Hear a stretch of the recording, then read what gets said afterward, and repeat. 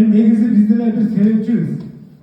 Кудай таала бизди мындай компанияга себепчи кылбаса, бизден башка бирөөсүн дагы сөз кылып коймок. Кудай таала үчүн ал нерсе оңой эле.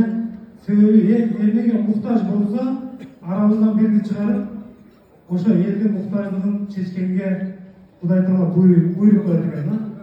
Ошонун арасында силер дагы ушул элдин аманатын чечели, бирөөгө жакшылык кылайлы деп, жүрөктө жок дегендер да тырнак чалып, ошол ниет болгон үчүн биздин компания менен чогуу коллектив болуп жүрөбүз.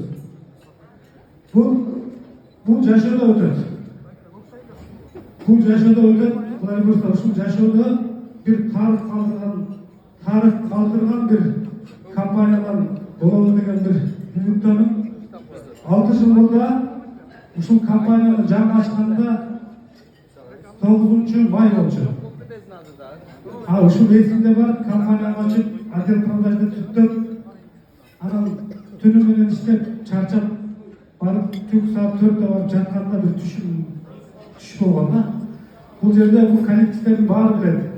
Түшүндө биз компанияны жаңы курдук, бирок түшүндө бүт компаниялар марафонго чыктыбыз.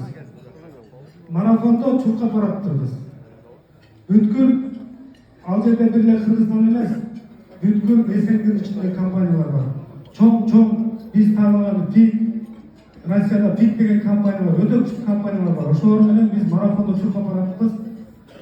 Бирок булар спортсмен, мен кайдагы биз жаңы айылдан чыккан бир компания унчалык болбосу керек деп ойлодум. Бирок чуркаганда чоңду чуркап баштадык. Баратам, бирок чарчабай баратам. Bir gün barıp finişe kut жетти да.